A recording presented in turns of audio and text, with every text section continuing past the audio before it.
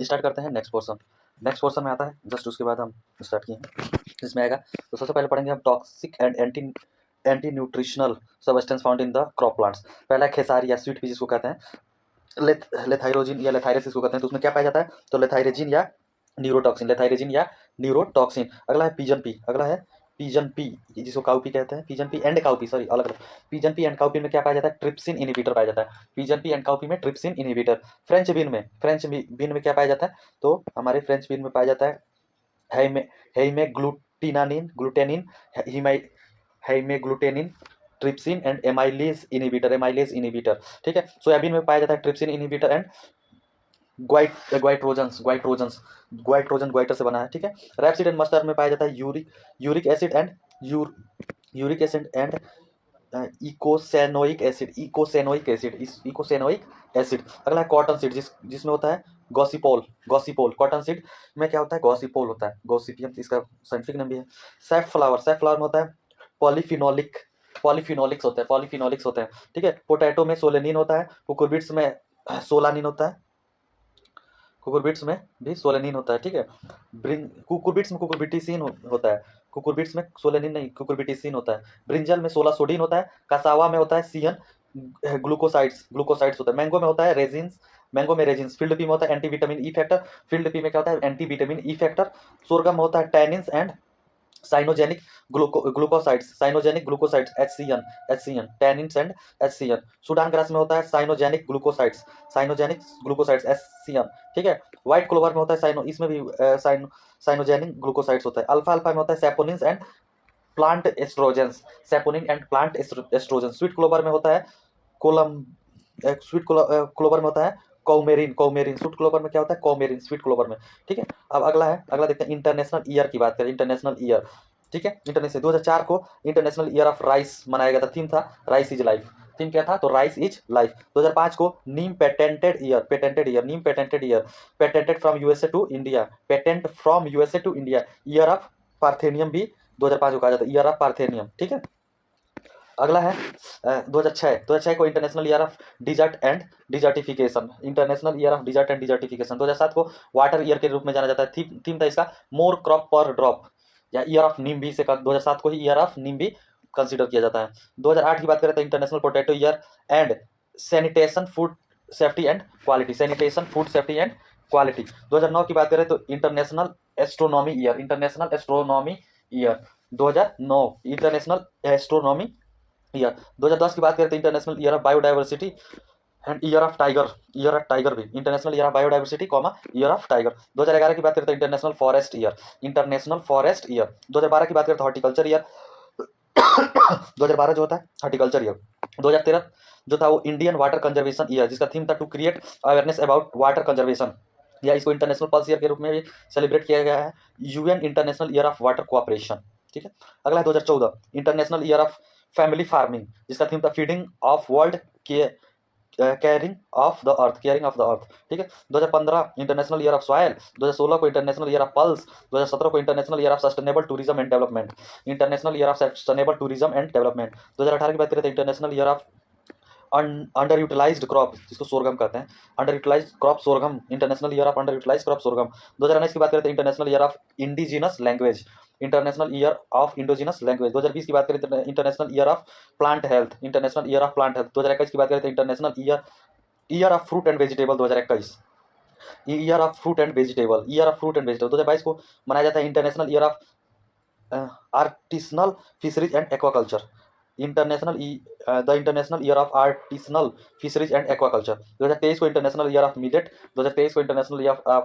2024 को international year of कैमेलिड्स के रूप में मनाया जाता है। ठीक है। अगला है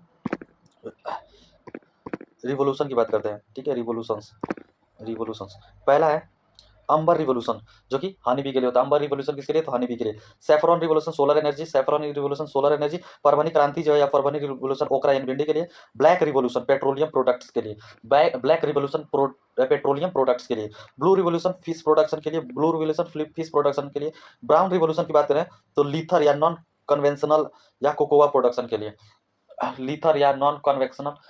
कोकोआ कल्टीवेशन के लिए। ठीक है।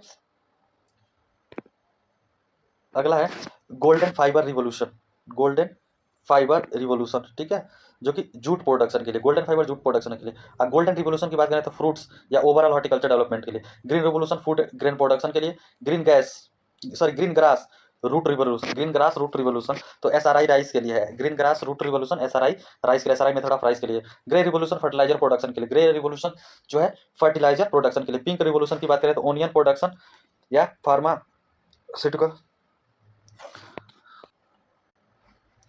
पिंक रिवोल्यूशन की बात करें तो पिंक रिवोल्यूशन ओनियन प्रोडक्शन के लिए, फार्मास्यूटिकल या प्राण प्रोडक्शन के लिए, प्राण मतलब झींगा, झींगा प्रोडक्शन के लिए। रेड रिवोल्यूशन की बात करें तो मीट एंड टोमेटो प्रोडक्शन के लिए है red revolution. Round revolution potato production के लिए। Silver fibre revolution cotton production के लिए, silver fibre revolution cotton production के लिए। सिल्वर रिवोल्यूशन है एग या पोल्ट्री प्रोडक्शन के लिए।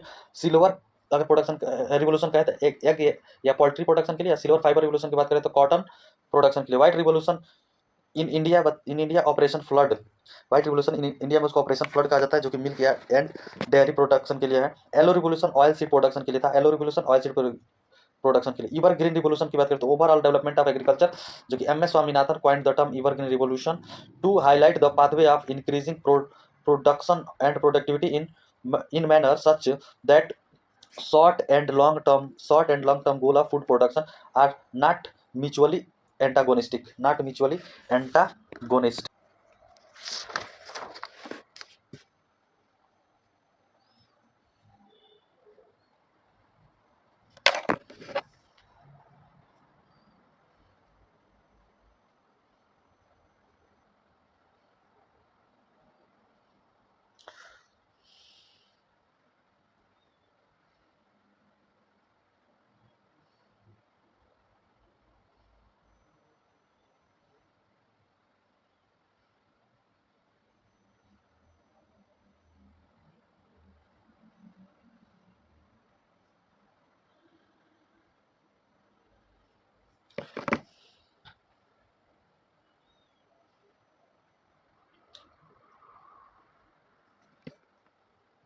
Honestly,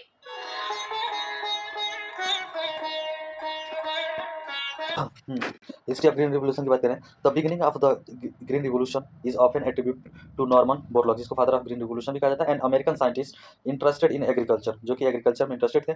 इन द 1940s ही began conducting research in Mexico and develop new disease resistant high yielding variety of wheat, high yielding variety of wheat, ठीक है। इसमें था इन 1935 द वर्क ऑफ जापानी scientist जिसका नाम था Gonjiro Inazuka to cross a semi dwarf Japanese wheat landrace with two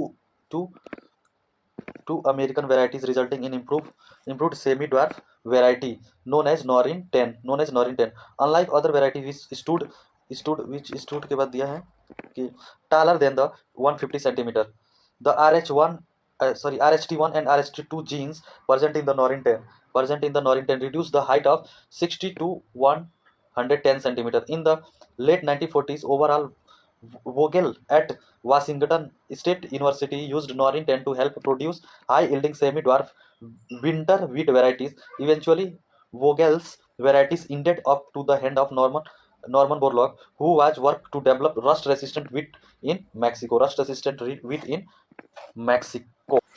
उसके बाद है three jeans semi dwarf varieties content RH1 capital B1 small B1 formally RH1 जिसको कहते हैं, RH1B जिसको फॉर्मली कहते हैं RH2 एंड उसके बाद से है हमारा RH8 जीन, ये 3 जीन है। द डॉर्फ जीन RH3, ये 8 नहीं 3 है, derived from Tom thumb variety a Tibetan wheat of China is a dominant gene with the intensity to gibberellic acid.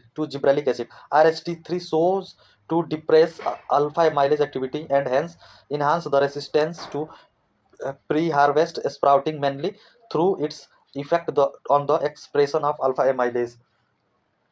Due to the success of the Green Revolution in Mexico, its technology spread worldwide in 1950 and 1960s.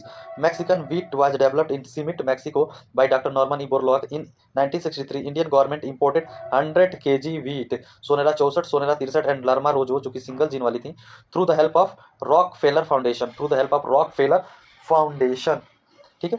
The introduction of high yielding varieties of seeds after 1965 and the increased use of fertilizer and irrigation provided the increase in the production which improved agriculture in India. In 1965, the government of Mr. Indira Gandhi decided to take a major step on agriculture condition. Thus, Green Revolution was applied to the period from 1967 to 1968, basically in part of Punjab and Haryana. At the stage of Green Revolution was concerned only with the wheat and rice. Dr. M. S. Swaminathan from India led to the Green Revolution as the project. He is known as the father of Indian Green Revolution. Green Revolution term is coined by the William S. God.